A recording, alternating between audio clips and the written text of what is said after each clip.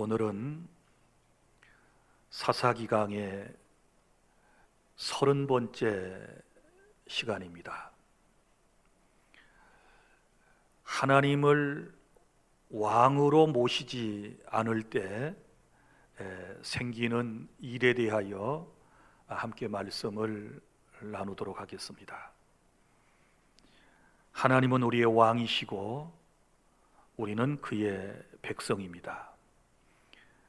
우리는 마땅히 왕이신 하나님을 모시고 살아야 하는 것이고, 하나님을 모시고 살아갈 때 인생은 참된 행복과 구원을 우리는 체험하게 되는 것입니다. 그러나 사람들이 왕이신 하나님을 마음속에 모시고 살지 않게 되면 어떤 일이 일어나게 될까요? 오늘 본문에는 그 말씀을 기록하고 있습니다. 첫 번째는 1절부터 9절 말씀에 하나님을 왕으로 모시지 않고 살면 하나님의 말씀대로 살지 않습니다. 무슨 얘기인가 하면 불순종하는 삶을 살게 되고 하나님께서 원치 않는 그런 삶을 살아가게 되는 것입니다. 오늘 1절 보면 이스라엘에 왕이 없을 때, 그러니까 이스라엘 사람들이 왕이신 하나님을 마음과 그리고 자신들의 삶에 모시지 않고 각기 자기 소견에 옳은 대로 행하였던 때에 있었던 일입니다. 먼저는 레위인이 첩을 두고 살았습니다. 2절에 보면 에브라임 산지 구석에 하나님의 성전을 섬기며 살아야 할 레위인이 있었습니다. 당시 레위인들은 동족들의 11조를 받아 살아야 했는데 타락한 이스라엘 사람들이 11조를 제대로 내지 않아서 경제적으로 어려움을 겪는 레위 사람들이 지난 시간에 말씀을 드린 것처럼 떠돌이로 이곳저곳 다니면서 먹고 살아야 하는 그런 신세가 되었다는 것을 우리는 잘 알고 있습니다. 그런데 오늘 본문에 등장하고 있는 레위인은 어찌된 영문인지 모든 것이 풍요로웠습니다. 가진 것도 많이 있었고 종들도 있었고 먹을 것도 넉넉했고 모든 것이 넘쳐났다는 것을 볼 수 있습니다. 그런데 삶의 풍성함을 누리며 살아가던 이 레위인은 결국 타락하게 되었고 하나님께서 기뻐하시지 않는 삶을 살아가게 되었는데, 오늘 말씀에 보면 그는 자신의 집에서 멀리 떨어진 베들레헴에 가서 돈을 주고 첩을 자기의 여인으로 맞아들이게 된 것입니다. 그런데 3절에 보면 그 첩이 바람을 피우고 결국은 친정으로 가서 넉 달 동안을 돌아오지 않게 되었던 것입니다. 음행으로 남편을 떠난 이 첩을 다시 찾기 위해서 레위인은 그를 포기하지 못하고 하인 한 사람과 나귀 2마리를 데리고 첩이 있는 베들레헴 처갓집으로 갔습니다. 처갓집에 가게 되니 그의 장인이 얼마나 기쁜 마음으로 극진히 이 사위를 영접하고 대접하는지 모릅니다. 그도 그럴 것이 당시에 여인이 음행의 죄를 짓게 되면 그것도 첩이든지 아내든지 한 남편을 섬기고 살아야 할 여인이 음행죄를 짓게 되면 돌로 쳐 죽이도록 되어 있지 않습니까? 그리고 또한 아내나 첩을 자기 여인으로 만들려면 많은 지참금을 지불해야 했고, 만약에 이것이 파기되면은 어떻게 될까요? 그 지참금을 다시 돌려주어야 하는 것이거든요. 그런데 딸이 집으로 돌아왔으니 이 장인의 마음은 오죽이나 답답했겠습니까? 그런데 넉 달이 지나자 사위가 자기 딸을 찾으러 왔단 말이에요. 그러니 자기가 지금 안고 있는 모든 고민이 해결이 된 것이지요. 사위가 고발하면 음행한 짓을 한 자기 딸은 돌에 맞아 죽습니다. 그리고 또 사위가 문제를 삼으면 지참금을 다시 사위에게 돌려주어야 하는데 그 사위가 이 딸을 연모한 나머지 찾으러 왔다는 것입니다. 그래서 극진히 대접을 했던 것입니다. 당시 유목민들, 특별히 이스라엘 사람들은 통상적으로 사흘 동안 이 손님을 잘 대접하는 그런 관습이 있었습니다. 첫째 날에는 서로 안부를 묻는 인사말을 건네게 됩니다. 그리고 둘째 날에는 찾아온 손님에게 잔치를 베풀고, 그리고 세 번째 날에는 이제 그 손님이 온 목적을 얘기를 하게 되는 것이지요. 그러니까 사흘 동안 대접을 받는 것이 당시의 관습이었습니다. 자, 이제 5절부터 7절에 보면 레위인은 사흘 동안 처갓집에서 장인의 융숭한 대접을 받고 나흘째 되던 날 이제 자기의 처를 찾아가지고 아침에 일찍이 함께 떠나려고 했습니다. 그런데 장인이 만류를 하는 것입니다. 음식을 조금만 더 먹고 기력을 돋운 후에 가라고 해서 하루를 더 지내게 된 것입니다. 그러면 모두 며칠이 지났나요? 나흘이 지났습니다. 8절부터 9절까지 보면 이제 다섯째 날 아침에 또 일찍이 떠나려고 채비를 했습니다. 그런데 이번에도 장인이 떠나도 해가 기울 때에 떠나라고 말하면서 저녁 때까지 먹고 마시고 즐기게 되었던 것입니다. 그리고 또 저녁이 되니까 이번에는 장인이 뭐라고 얘기를 하는가 하면 내일 일찍이 그대의 집으로 돌아가라, 이렇게 말하는 것이었습니다. 자, 여기서 레위인이 다섯째 날 저녁 때가 되어서 이제 굳이 떠나려고 했던 이유가 무엇일까요? 이제는 떠나야 한다고 마음을 먹고 떠나려고 하고 있고 결국은 떠나게 되는 것이지요. 거기에는 이런 사연이 숨겨져 있습니다. 여러분, 이스라엘 사람들은 토요일을 안식일로 지켜야 합니다.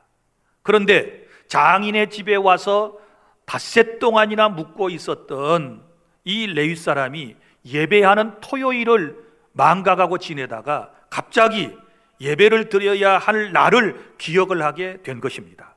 그러니까 이제 안식일이라고 하는 것은 요일로 말하면 이 사람들의 지금 정황으로 보면 이 레위 사람이 자기 첩을 찾아가지고 떠나려고 했던 시간이 목요일 저녁 때예요.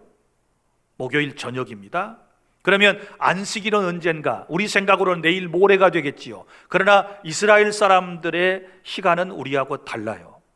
그 사람들은 해가 질 때부터 안식일로 보는 거예요. 한 날의 시작으로 보는 거예요. 그러면 내일 저녁이 금요일 저녁이고 이제 그때부터 안식일이 시작이 되는 거예요. 그러니까 어찌하든지 내일 저녁에는, 저녁 이전에는 자기가 살고 있던 바로 실로라고 하는 곳으로 그는 가야 했기 때문에 이제 마음이 촉박해진 겁니다.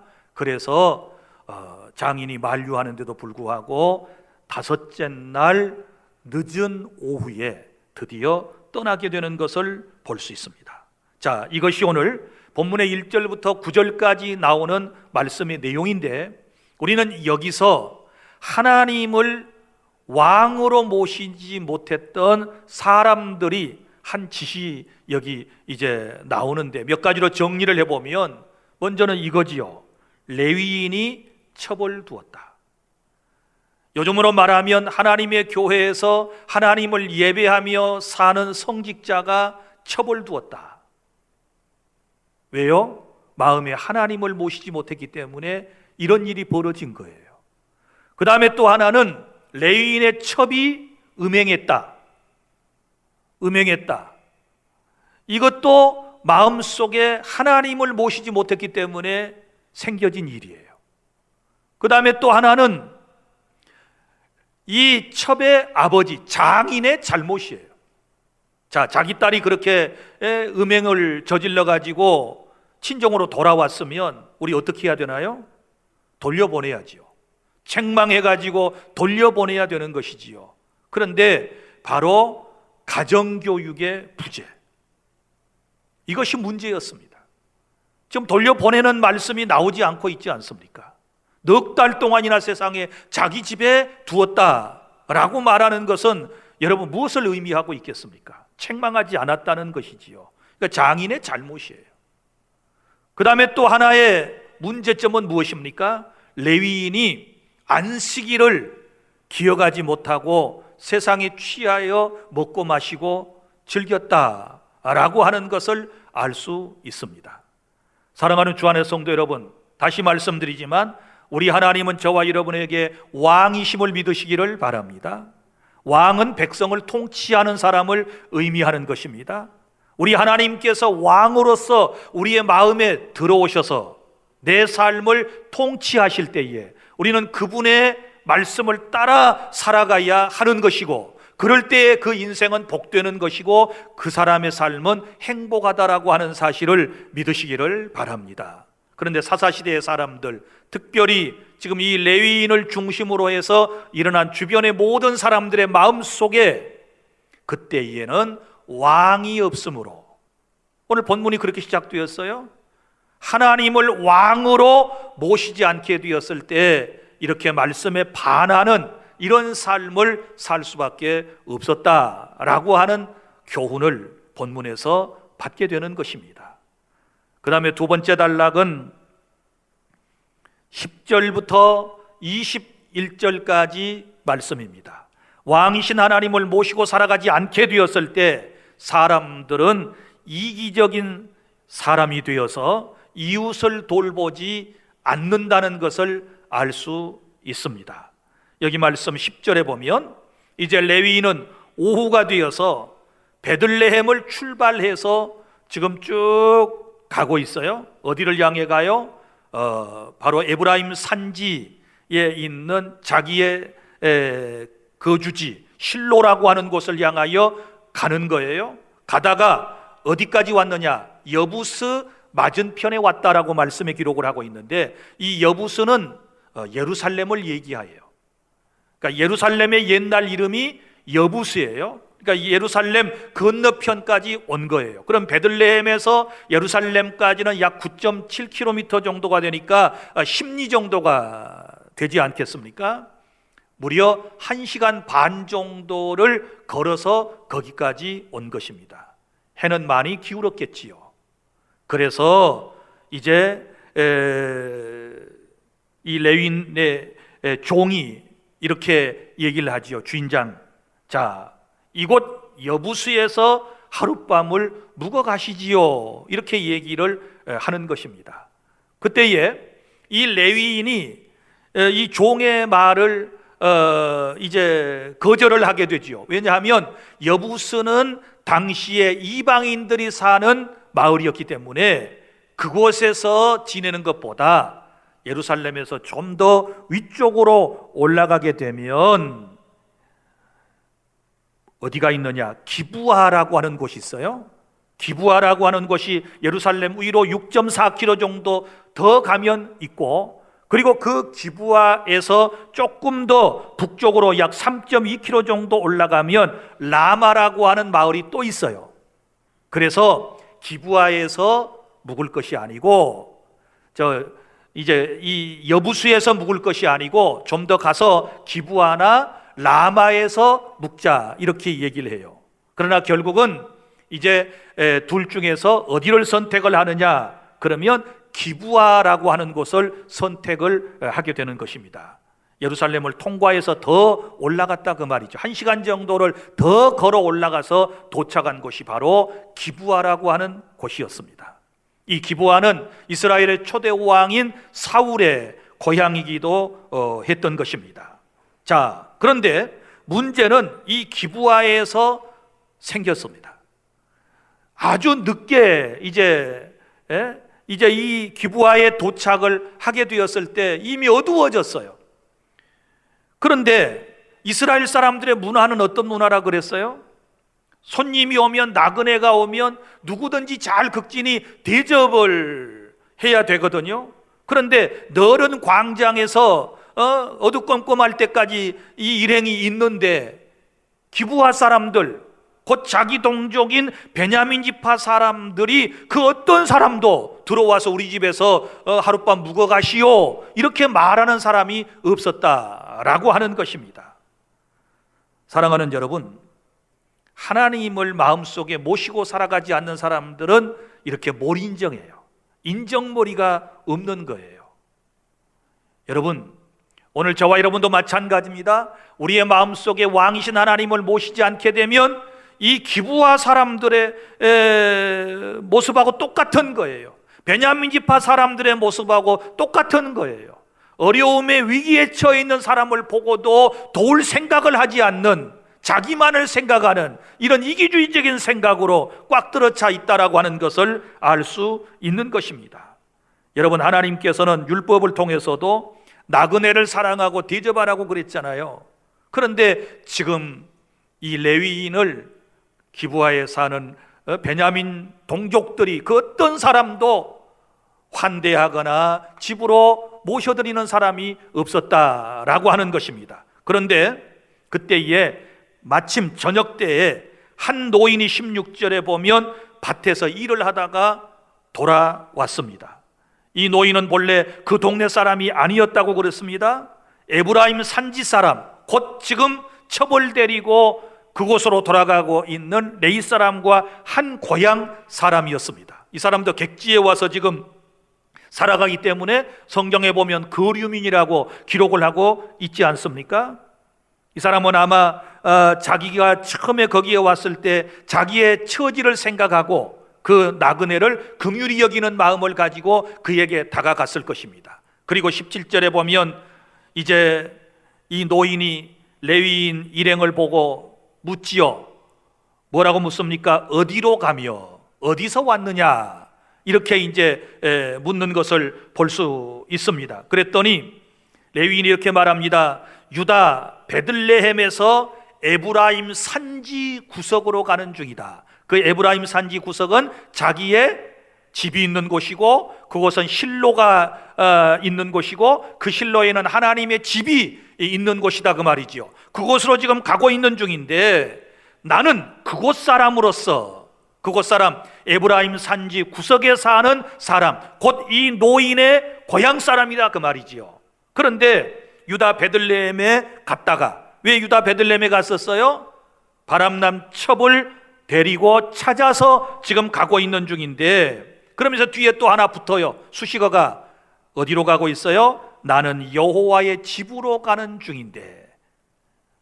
자, 자기 자신의 신분을 자꾸 얘기하면서 지금 동정심을 유발하고 있는 모습을 볼 수 있지 않습니까? 그런데 나를 영접해 주는 사람이 없어서, 나에게 하룻밤 묵을 수 있는 방 한 칸을 내주는 사람이 없어서 내가 지금 여기 있습니다 라고 얘기를 하는 것입니다. 그러면서 그런 노인에게 부담을 줄까 봐서 이렇게 말하지요. 우리에게는 나귀들에게 먹일 집과 여물도 있고 먹을 양식도 있고 포도주가 다 있어서 먹는 것은 부족함이 없습니다. 그러니 부담을 가지시지 말고 숙소만 내어주시면 좋겠습니다. 이런 뜻으로 얘기를 하게 돼요.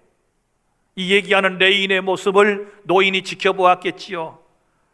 밤은 깊어가게 되는데 그 알 곳이 없게 된 이 레위인의 모습이 어땠을까요? 두려움에 떨고 있었겠지요. 그래서 먼저 20절에 보면 노인은 불안해하는 레위인을 안심시키고 이렇게 말합니다. 그를 자기 집으로 데리고 와서 이제 나귀에게 먹게 하고 그리고 씻고 먹고 마시도록 하라고 얘기를 하고 결국은 그를 자기 집으로 데리고 가는 모습을 볼 수 있습니다. 이게 21절까지 나오는 말씀인데요.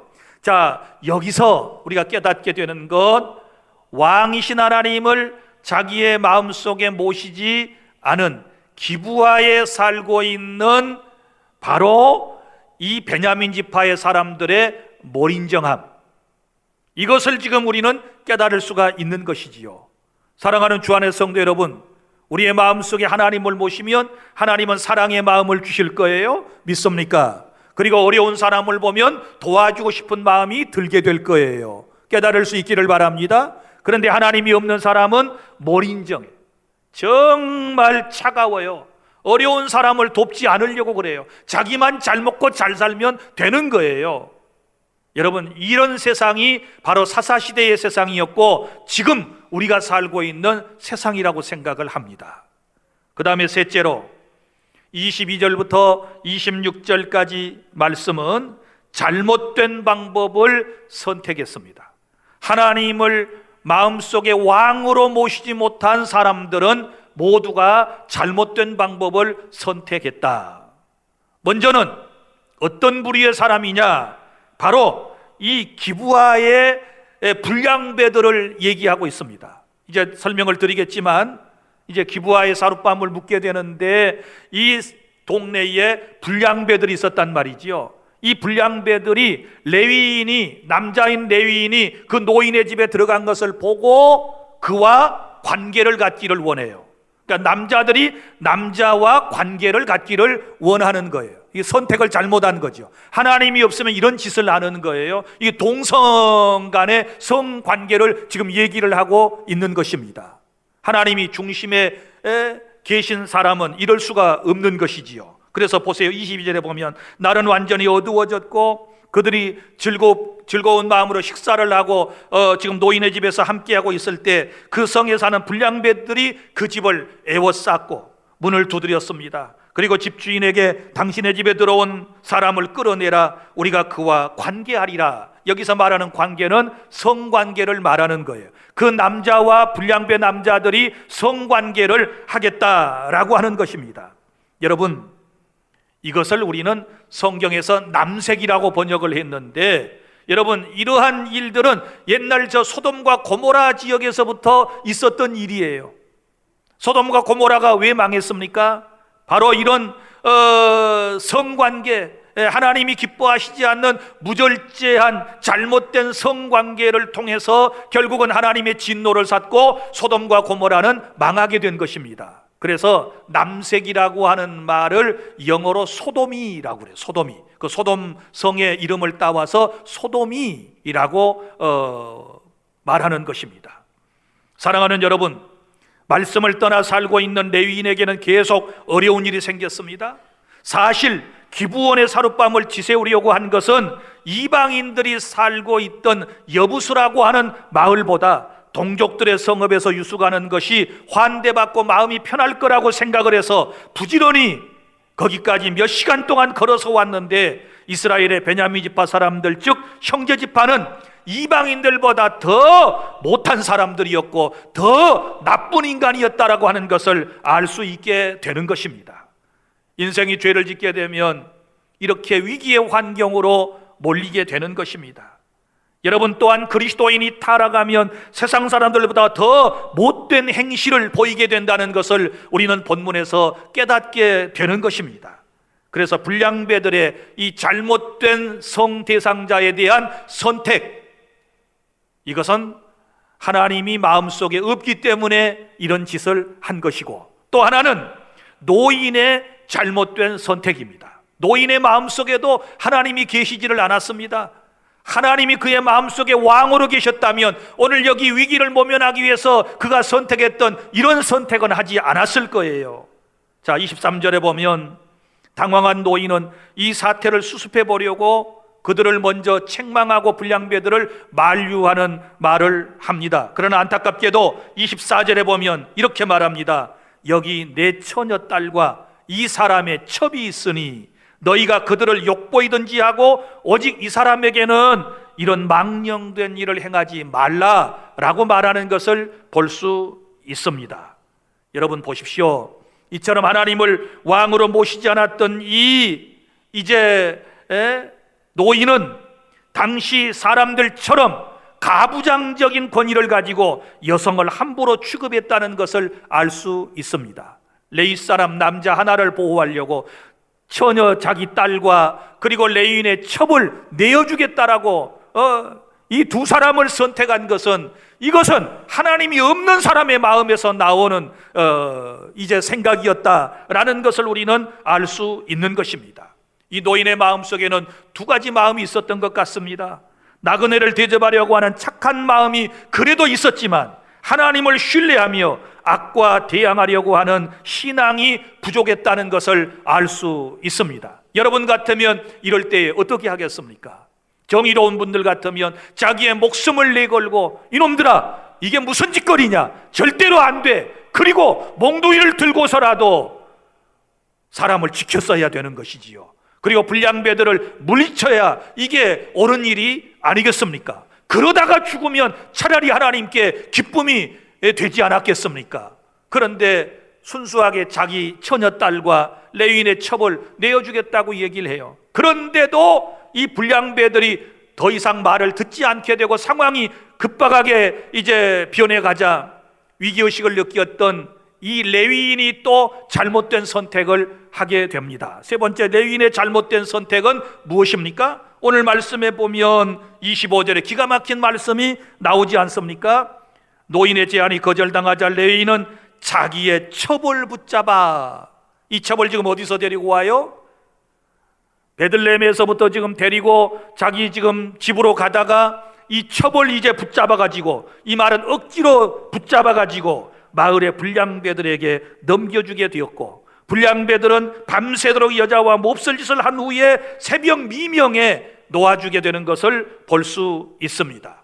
이 여자는 동틀 때에 자기의 주인이 있는 그 집 사람의 집문에 엎드러지게 된 것입니다. 이 말씀 속에서 우리는 불량배들의 잘못된 선택, 그리고 노인의 잘못된 선택, 그리고 레위인의 잘못된 선택에 대하여 우리는 깨닫는 바가 있지 않습니까? 왜 이런 극단적인 선택을 했을까요? 사람이 위기의 순간에 올바른 선택을 해야 살 길이 열리고 은혜의 길이 열리게 되지 않겠습니까? 그들의 마음속에는 하나님이 계시지 않았기 때문에, 하나님을 왕으로 모시지 않았기 때문에 이런 잘못된 선택을 했다는 것을 우리는 깨닫고, 여러분이 위기의식을 느끼게 되었을 때 제대로 된 선택을 하려면 마음속에 하나님을 꼭 모시고 그분의 음성을 듣는 그런 은혜가 있기를 바랍니다. 믿습니까? 이런 은혜를 받아야 돼요. 하나님을 모시면 하나님은 지혜로우신 하나님이시잖아요. 우리 하나님은 선한 것을 행할 수 있도록 은혜를 주실 줄로 믿습니다. 좋은 것을 선택할 수 있도록 지각을 주실 줄로 믿으시기를 바랍니다. 그 다음에 네 번째 단락입니다. 27절부터 30절까지 하나님을 왕으로 모시지 않게 되었을 때 일어나는 일, 그것은 자신의 죄보다 남의 죄에 대하여 더 민감한 반응을 보인다라고 하는 것입니다. 여러분 보십시오. 레위인이 지금 여러 가지 어려움을 겪고 있지 않습니까? 그러면 이 어려운 문제에 이제 해답이 뭐라고 지금 생각을 하십니까? 왜 이런 일이 지금 생기고 있는 것입니까? 그것은 레위 사람의 죄악에서부터 비롯된 것이잖아요. 그런데 자기 자신의 죄를 깨닫는 것보다는, 이 사람은 나중에 나오는 얘기지만 베냐민 지파 사람들의 죄악을 자기 동족들에게 고발하고 그것을 들춰내서 그 문제를 해결하려고 하는 이런 어리석은 모습을 볼 수 있는 것입니다. 자, 이제 27절부터 보면 날이 새고 레위인이 일찍 일어나 집문을 열고 나가려고 했습니다. 이 말씀 속에서 이 사람 굉장히 무책임한 사람이었다라고 하는 것을 알 수 있습니다. 여러분, 지난밤에 자기 아내를 자기가 억지로 붙잡아가지고 불량배들한테 그냥 넘겨주었잖아요. 그러면 죽었는지 살았는지, 그리고 또 찾으러 가야 되지 않겠습니까?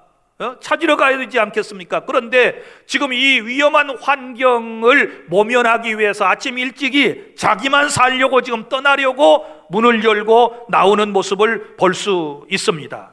자, 그런데 27절에 보면 집문을 열고 나서려고 하는데 자신의 처가 문지방에 두 손을 올려놓고 엎드려져 있는 것입니다. 여기 그러면 왜 이 레위인의 처는 밤새도록 윤간을 당하고 난 다음에 만시창이가 되어가지고 겨우 기어와가지고 지금 자기 남편이 자고 있는 그 집에 문지방에다 손을 얹고 죽었을까요?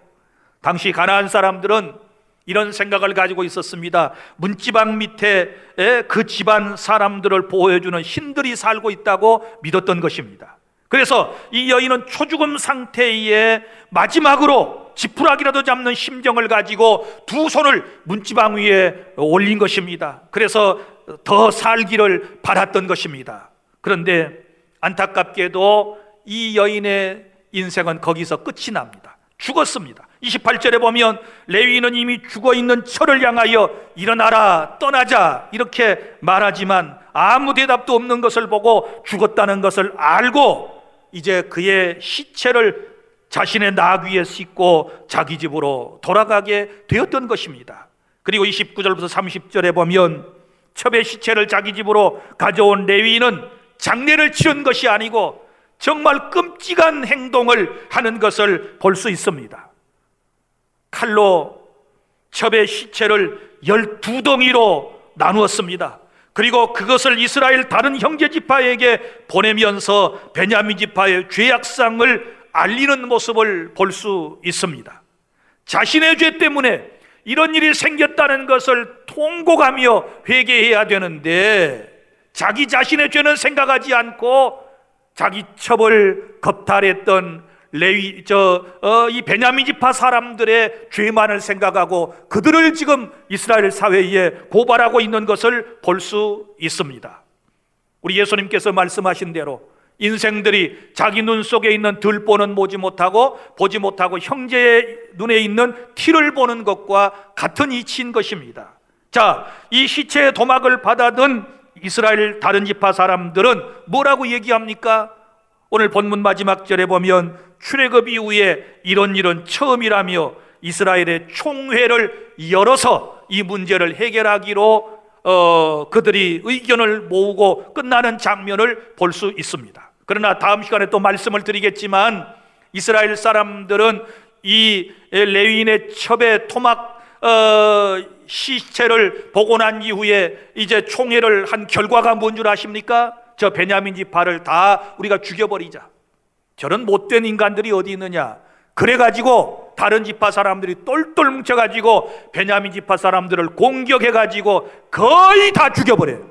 그리고 몇 명만 남느냐? 600명 정도만 베냐민 지파 사람들이 남게 되는 것입니다. 사랑하는 성도 여러분, 이런 비극적인 역사가 왜 일어났습니까? 왜 이런 말로 담기도 힘든 이런 지금 일들이 일어났습니까? 이것은 다른 데 있는 것이 아닙니다. 다른 데 있는 것이 아니고 결국은 인간의 마음속에, 당시 사람들의 마음속에 하나님을 왕으로 모시지 못했기 때문에 이런 일들이 생겨났다라고 하는 것을 우리는 깨닫게 되는 것입니다. 사랑하는 성도 여러분, 오늘 우리라고 다를까요? 저와 여러분도 마찬가지입니다. 저와 여러분의 마음속에 왕이신 하나님을 중심에 모시지 않게 되면 각기 자기 소견에 옳은 대로 행하게 돼요. 왕이신 하나님을 마음속에 모시면 내 마음대로 사는 것이 아니라, 내 생각대로 사는 것이 아니라, 내 뜻대로 사는 것이 아니라 하나님의 통치를 받으며 하나님의 말씀대로 인생이 살아가게 될 줄로 믿으시기를 바랍니다. 여러분, 죄 때문에 비극이 찾아왔습니다. 죄 때문에 가정과 나라와 개인이 순환을 겪었습니다. 그리고 죄 때문에 수많은 사람들이 죽었다는 것을 우리는 알 수 있습니다. 한 사람의 죄가 공동체 전체에 순환을 가져온 것을 볼 수 있습니다. 그러므로 사랑하는 성도 여러분, 이런 비극적인 참상에 빠지지 않으려면 왕이신 하나님을 내 삶의 중심에 모시고 하나님의 통치를 받으며 하나님의 말씀대로 날마다 살아가야 복된 저와 여러분이 될 줄로 믿으시기를 바랍니다. 고백하겠습니다. 하나님은 우리의 왕이심을 믿으시기를 바랍니다. 따라하겠습니다. 하나님은 나의 왕이십니다. 나를 다스려 주십시오. 나를 인도해 주십시오.